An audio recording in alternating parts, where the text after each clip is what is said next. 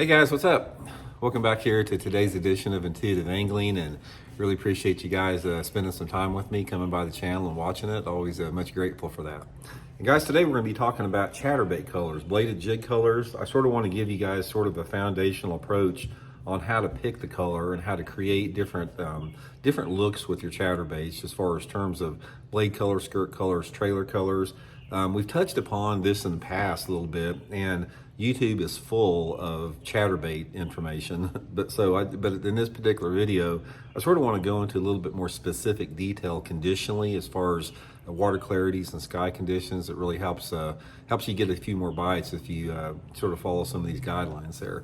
Also, guys, real quick, just a big thank you to everybody that's been hitting that subscribe button here at Intuitive Angling. I'd like to invite you to if you hadn't had a chance. And also, anyone interested in booking an on-the-water lesson with me, you can do that by going to my Facebook page, Randy Blockett, Professional Angler, and just shoot me a private message there, and I'll give you the information. Much appreciated. Okay, guys, chatterbait, bladed jigs, whatever you want to call them, fish catching lures, unbelievable. If you're a real traditional bass angler and you don't spend all your time spotlighting for bass, this is going to be one of your main arsenals. I think one of the things about chatterbaits, and when I say chatterbait, I'm just using a generic term for a bladed jig. I think one of the things about it is, like, people just have realized the last couple of years how truly versatile they are. You can catch fish an inch under the surface with them. You can catch them on the bottom in 20-foot of water. You can catch them in clear water. You can catch them in dirty water. You can catch them in 45-degree water or 90-degree water. It's a great bait. And there's been very few lures out there that have maintained the consistency and the diversity of getting bites in so many different conditions as a bladed jig. So we're going to get in that today's video.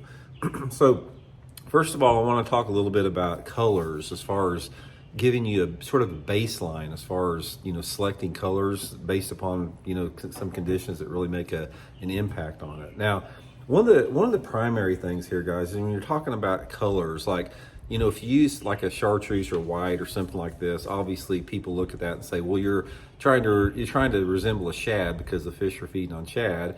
And if you use some type of a green pumpkin like this or some orange on it, people are saying, oh, maybe you're trying to resemble a perch or a crawdad, because perch and crawdads have, chartreuse on them, orange, yellow, green, that type of thing. I think that's a common misnomer. But for me, it doesn't really have anything to do with what I think the fish are feeding on. I have not noticed a correlation between the prey that bass are feeding on and the color of a bladed jig that works the best. To me, it's all about water clarity. I have fished them extensively all over the country, and I see a direct correlation in water clarity and also a little bit with water temperature in terms of color over the forage. I don't pay any attention to what I think the fish are feeding on. If I see, here's an example, like yesterday was at Lake of the Ozarks. I was fishing down this one bank and I caught a bass and it had a big gizzard shad sticking out of its mouth. So people would say, oh, these fish are feeding on big shad. And then like 5 minutes later on the same bank, I caught another bass that had crawdad pinchers sticking out of its pinchers.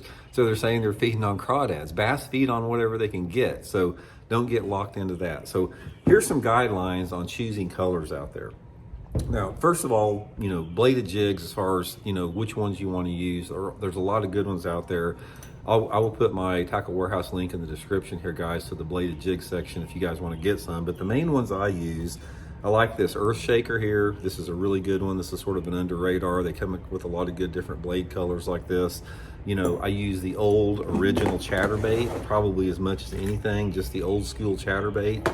And at times I do like the jackhammer a little bit. Now, a lot of it is just experimentation. I can't like pull up to the water and say, oh, a jackhammer or Earth Shaker or just a ray Chatterbait is going to work under this situation. Fish, the reason that certain brands work a little bit better under certain conditions is fish react to vibration differently. And that vibration, as far as how they bite a lure, has a lot to do with the environmental conditions, the sunlight intensity, water clarity, all that type of stuff. So sometimes they will want one brand over another simply because of the vibration each bladed jig puts out. If you use a jackhammer versus just a regular chatterbait, the vibration's different. and sometimes the fish just prefer one over the other. So you just sort of have to experiment with them. I use all of them, but like I said, I probably like just the old school chatterbait. I've caught just as many as anything on it. So anyway, let's talk a little bit about the colors. Now, first of all, let's go a little bit about the blade colors. I use primarily 3 or 4 different color blades. I use the gold blade. I will use the painted ones like the Earth Shaker occasionally in dirty water. And then I'll use silver blades sometimes and black blades. Now, how I usually match those up with them is if I'm using a black blade, I'm usually using some type of a green pumpkin or a perch colored skirt. My favorite setup is just like a black, blade with a green pumpkin skirt and a green pumpkin trailer when I'm trying to create that type of a look. And the times that I want the black blade and the green pumpkin skirt and the green pumpkin trailer is if the water visibility is a little bit more on the cleaner side and my light intensity is a little bit up. So there's a window of water clarity. And for me, that water clarity is sort of in that 2 to 4 foot range where I really like the green pumpkin with the black blade on it. Doesn't really matter what cover I'm fishing. I could be slow rolling it over grass. I could be fishing it around wood. I could be fishing it around rock. But when I've got that 2 to 4 foot visibility combined with a little bit brighter light intensity day, sort of like, sunny to partly cloudy, that is when I found that some type of a green pumpkin or a perch pattern works better, especially if you have days out there that don't have too much wind on it. Now, I think one of the reasons this works good under those situations is the green pumpkin is a lot more subtle, natural color. Again, I'm not trying to key in on perch or crawdads. I'm trying to get the right look in the bait, in the water clarity and the sunlight conditions. So if you're in like 2.5 foot of visibility water and it's partly cloudy out, if you run a green pumpkin chatterbait under the water a couple inches in that type of water visibility, it looks really good. It stands out a little bit, it blends in a little bit, and the fish really like it. Now, the times that I use the shad patterns like this, there's 2 different scenarios, and it's sort of a paradox because it's an extreme. The first time when I use the shad patterns like this is in dirty water. If I'm fishing water visibility that's under 2 foot, most of the time my chatterbait fishing for some type of a shad or a white pattern is going to be when that water visibility is like between 1 and 2 feet, maybe 2.5 foot if it's a cloudy day. And the color specifically of a shad pattern chatterbait is going to be based upon exactly how dirty the water is. If the water is really dirty, like 12 inches of visibility, I'm using a bright white, like a solid white skirt with a solid white trailer. And this is like the one I had at Lake of the Ozarks yesterday. It's got more of a translucent skirt on, and it's got the new zoom trailer here that's got like sort of the white with some clear ice on it. Since the water visibility was sort of in that 2.5 foot range, I wanted something that didn't quite stand out as much with the silver blade. Now, when you're in the conditions like that, where you got dirty water, it doesn't really matter what the sunlight condition is because you can match it up with bright white and pearls or translucent whites. The bait, again, looks really good. It's like in that dirtier water, the white is brighter, the shad patterns are brighter, it makes it stand out a little bit more, and in that dirty water, again, it is subtle enough to where it blends in a little bit, yet it still stands out a little bit. It's a really, really good combination in dirty water. And if I'm fishing on the dirty water, as far as where it's dirty, 12 inches of visibility and cloudy days, that's when I'll go to a bright colored blade, like a chartreuse, like this Earth Shaker, and a bright colored skirt, or maybe an orange blade, something like that, as if it's really, really dirty water and cloudy conditions with that. A lot of the guys is just experimentation. It's like any other lure type color out there, crankbait, jerkbait, whatever.